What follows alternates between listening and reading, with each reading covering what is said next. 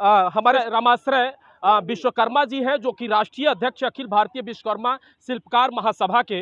अभी एक सम्मेलन जो पड़ौना तहसील में और कुशीनगर जनपद में हो रहा है। उन देखिए, ये सरकार एक तरह से गुमराह कर रही है विश्वकर्मा समाज और शिल्पकार वर्ग के 18 जातियों को, जिन्हें विश्वकर्मा स्कीम के तहत 13,000 करोड़ रुपए का योजना स्वीकृत करने की बात कही है। तो आज के ज़माने में अब विश्वकर्मा समाज के लड़के अब आईएएस बनना चाहते हैं, पीसीएस बनना चाहते हैं, जज बनना चाहते हैं और बड़ी नौकरियों में, उच्च नौकरियों में। इस समय में भारतीय जनता पार्टी की सरकार, प्रधानमंत्री जी टूल किट्स दे करके और लोहारगिरी बढ़ईगिरी में फंसा करके उनको नौकर और गुलाम बनाना चाहते हैं। हमारा ये कहना है कि अगर अखिलेश यादव जी उत्तर प्रदेश की सरकार में मुख्यमंत्री रहते, एक साल में 18 लाख इंटर पास लड़के और लड़कियों को मुफ्त लैपटॉप दे सकते हैं, तो ये सरकार टूल किट जगह कंप्यूटर क्यों नहीं है? पूरे देश में जहां सभी जातियां अपने अपने जो जनसंख्या है उसके आधार पर अपना भागीदारी मांगने का लगातार प्रयास भी कर रही है। और सीधे तौर पे हम बात करें, कुशीनगर की ये पड़ौना तहसील है और यहीं पर एक समाज है जो अपनी जो जनसंख्या है उसके आधार पर अपना जो आरक्षण है उसका दायरा भी मांग रही है। और साथ में विश्वकर्मा समाज, जो कि हम कह सकते हैं विश्वकर्मा समाज को जागरूक करने का भी काम कर रही है। आप ठीक तस्वीरों में साफ तौर पे आप देख सकते हैं, ठीक हमारे पीछे अखिल भारतीय विश्वकर्मा शिल्पकार महासभा, जो कि राष्ट्रीय अध्यक्ष जी भी आए हुए हैं और उनके साथ में तमाम विश्वकर्मा समाज के लोग भी हैं। हम उनसे बात करने का प्रयास भी करेंगे कि जो विश्वकर्मा समाज है, अभी माननीय प्रधानमंत्री जो कि नरेंद्र मोदी जी लगातार जो शिल्पकार है उनको लुभाने का प्रयास भी कर रहे हैं। कैमरामैन थोड़ा सा दिखाने का प्रयास भी करें। और मैं ये योजना जिस तरह से देश के अंदर शिल्पकारों को लुभाने के लिए लगातार प्रयास भी कर रही है सेंट्रल सरकार, देश की सरकार, उस योजना का क्या प्रभाव पड़ेगा, दरअसल हम बात करेंगे, तमाम पहलुओं पर हम बात करेंगे। कैमरामैन थोड़ा सा हमारे रामाश्रय विश्वकर्मा जी हैं, जो कि राष्ट्रीय अध्यक्ष अखिल भारतीय विश्वकर्मा शिल्पकार महासभा के। अभी एक सम्मेलन जो पड़ौना तहसील में और कुशीनगर जनपद में हो रहा है। उन देखिए, ये सरकार एक तरह से गुमराह कर रही है विश्वकर्मा समाज और शिल्पकार वर्ग के 18 जातियों को, जिन्हें विश्वकर्मा स्कीम के तहत 13,000 करोड़ रुपए का योजना स्वीकृत करने की बात कही है। तो आज के ज़माने में अब विश्वकर्मा समाज के लड़के अब आईएएस बनना चाहते हैं, पीसीएस बनना चाहते हैं, जज बनना चाहते हैं और बड़ी नौकरियों में, उच्च नौकरियों में जाना चाहते हैं।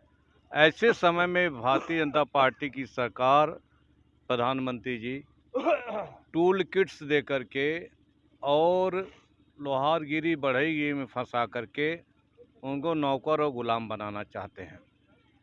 हमारा ये कहना है कि अगर अखिलेश यादव जी उत्तर प्रदेश की सरकार में मुख्यमंत्री रहते, एक साल में 18 लाख इंटर पास लड़के और लड़कियों को मुफ्त लैपटॉप दे सकते हैं, तो ये सरकार टूल किट जगह कंप्यूटर क्यों नहीं दे देती, जिससे वो कंप्यूटर की पढ़ाई कर सकें, नेट से पूरी दुनिया से जुड़ सकें और ऊंची नौकरियों में वो जा सकें। तो ये सरकार की मंशा इनको ऊंचे पदों पर ले जाने की नहीं है, बल्कि इनको लोहे लकड़ी के कारोबार में फंसाए रखने की है।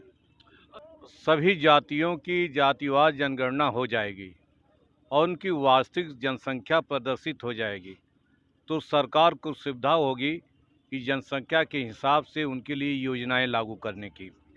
सरकार को सुविधा होगी कि अमुक समाज की जनसंख्या के अनुसार उनके लड़कों को नौकरी रोजगार देने की। उनको सुविधा होगी कि विधानसभा, लोकसभा और मंत्रिमंडल में उनके लोगों को प्रतिनिधित्व देने की, ताकि सब लोग कहते हैं कि जाति विहीन समाज, यानी जाति हटाओ। तो जाति कैसे हटेगी? जिसकी जितनी जनसंख्या है उसको उतना अधिकार दे दीजिए, आरक्षण दे दीजिए। अगड़ों को भी दे दिए, ब्राह्मणों को भी दिए, ठाकुरों को दे दीजिए, पिछड़ों को दे दिए, दलितों को दे दीजिए, अल्पसंख्यकों को दे दीजिए। तो कोई झगड़ा नहीं रहेगा जाति का, और फिर जो है जात की राजनीति खत्म हो जाएगी। जिस जातिवार जनगणना सभी की कराएं, और जिस जात की जितनी जनसंख्या है उनके अनुसार उन्हें हिस्सेदारी, नौकरी, रोजगार और उनको जो है लोकसभाओं, विधानसभाओं में प्रतिनिधित्व दे दें। पूरा समाज एकजुट हो जाए। 1992 से जी। समाजवादी पार्टी के गठन के साथ माननीय नेताजी के साथ रह करके, उनके पीछे चल करके, और उन्हीं की प्रेरणा से पूरे देश में हमने विश्वकर्मा समाज को जागरूक किया। और जागरूकता का प्रयास का ही यही परिणाम है कि आज विश्वकर्मा समाज इतना जागरूक हो गया कि अपने अधिकार की बात करने लगा, अपने समाज की बात करने लगा। वरना इनकी पहचान कहाँ थी? अगर नेताजी ने हमें एमएलसी 1998 में न बनाया होता और हम विधान परिषद में खड़े होकर के समाज की बात को न उठाते, तो विश्वकर्मा समाज को कोई जानता नहीं था।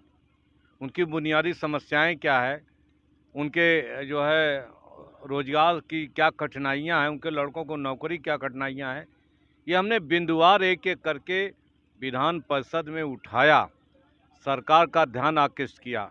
और जब 2003 में खुद सरकार में मंत्री बने, शिक्षा मंत्री बने, तो हमने बिंदुवार उसको नीति बना करके और उसको लागू करा करके विश्वकर्मा समाज को तरक्की के रास्ते पर ले गए। और इसका फायदा तो केवल समाजवादी पार्टी में ही रह करके हो सकता है, या समाजवादी नीतियों पर चल करके।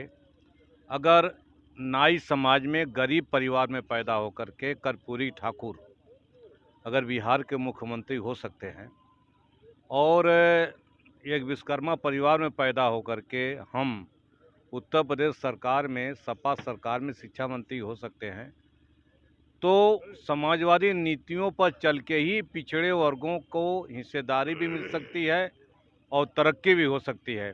भारतीय जनता पार्टी से किसी पिछड़े की तरक्की नहीं होने वाली है। सर, कहीं न कहीं आपका ये भी कहना है कि कहीं न कहीं भारतीय जनता पार्टी अति पिछड़ों को अभी तक ठगती आई है और पिछड़ा, अति पिछड़ा दोनों का एक बहुत बड़ा संख्या आंकड़ा है, लेकिन आज तक ठगने का काम किया है। तो सर, इसका क्या उपाय हो सकता है? कहाँ पर इसकी भलाई हो सकती है? कौन-सी पार्टी इसकी हितैषी है? देखिए, सभी जातियों की जातिवार जनगणना करा दीजिए, जी। उनको अधिकार दे दीजिए, आरक्षण दे दीजिए, नौकरी दे दीजिए, रोजगार दे दीजिए। अपने आप जो है, जो जाति पर राजनीति करने वाले भारतीय जनता पार्टी, कांग्रेस जैसे दल हैं, उनकी राजनीति अपने आप खत्म हो जाएगी। मूलभूत सोच जो है केवल समाजवादी पार्टी की है, माननीय नेताजी की है, माननीय श्री अखिलेश यादव जी की है, जो पिछड़ी जातियों को वो आगे बढ़ाना चाहते हैं, तरक्की के रास्ते पर ले जाना चाहते हैं। और सदियों से ऐसे पिछड़े लोग जिनकी कोई पहचान नहीं थी, जिनका कहीं कोई नाम नहीं था, ऐसे लोगों को माननीय नेताजी ने किसी को एमएलसी बनाया, किसी को राज्यसभा बनाया, किसी को मंत्री बनाया, किसी को मंत्री का दर्जा दिया।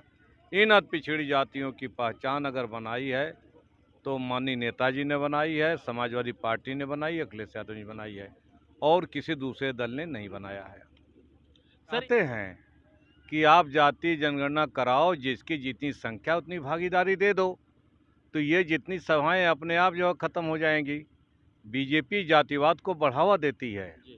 अब अगर जाति जनगणना की बात हम उठाते हैं, कहते हैं कि हिंदू को बांट रहे हैं, तो हिंदू को तो तुमने पहले ही बांट दिया था भाई। 4 वर्ण बनाए, ब्राह्मण, क्षत्रिय, वैश्य, शूद्र, तो इन्होंने तो पहले ही बांट दिया हिंदू को।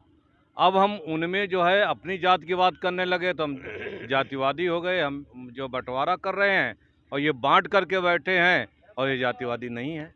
तो ये भारतीय जनता पार्टी है जो खुद गलती करती है और आरोप दूसरों पर मढ़ती है। सर, 2024 का आम इलेक्शन भी होना है पूरे देश के अंदर। कहीं न कहीं सभी पार्टियाँ अपनी जो तैयारी है उसका अंतिम रूप देने के लिए तैयार भी हो रही है और तैयारी कर भी रही है। किस रूप में सर विश्वकर्मा समाज और ख़ासकर आपकी समाजवादी पार्टी किस रूप में 2024 का इलेक्शन को देख रही है? 2024 में हम लोग समाजवादी पार्टी और इंडिया गठबंधन के साथ रहेंगे। और जिस तरह से 5 राज्यों के चुनाव हुए हैं, संकेत आ रहे हैं, और 3 दिसंबर को रिजल्ट भी आ जाएगा। भारतीय जनता पार्टी हार रही है और विपक्ष की सरकार बनने जा रही है। हमें पूरा विश्वास है कि 24 में केंद्र में बीजेपी की सरकार नहीं बनेगी, विपक्ष की सरकार बनेगी और विपक्ष का प्रधानमंत्री बनेगा। सर, लास्ट में जाते जाते विश्वकर्मा समाज के जो भी लोग आए हुए हैं और जो भी हमारे इस चैनल के माध्यम से सुनेंगे, उनके लिए क्या आह्वान करना चाहेंगे? हम उन्हें सतर्क करना चाहते हैं कि भारतीय जनता पार्टी के धर्म और जाति के राजनीति से ऊपर उठें और समाजवादी पार्टी को सपोर्ट करें। समाजवादी पार्टी उन्हें हिस्सेदारी दे सकती है, सम्मान दे सकती है, इनके अलावा कोई नहीं दे सकता। धन्यवाद सर। धन्यवाद। निश्चित तौर पे आप जैसे कि आज जो पडरौना और कुशीनगर जनपद है, यहाँ पर एक जो सम्मेलन हुआ और इस सम्मेलन में माननीय राष्ट्रीय अध्यक्ष अखिल भारतीय विश्वकर्मा शिल्पकार जो महासभा है, ठीक हमारे तस्वीरों में आप देख सकते हैं, जो पीछे तस्वीरों में दिखाई दे रहा है, कैमरामैन दिखाने का प्रयास करिए, और जो कि माननीय रमाश्रय विश्वकर्मा जी जो कि जगाने का काम किया, और कहीं ना कहीं इसी वजह से सभी जातीय अपनी अपनी जो जनसंख्या है उसके आधार पर आरक्षण का दायरा बढ़ाने और साथ में जातीय जनगणना कराने का भी पूरे देश में अपना पहल भी शुरू कर दिया है। बने रहे न्यूज़ 49 DC के साथ, मैं दिनेश सिंह चौहान, कुशीनगर, पडरौना।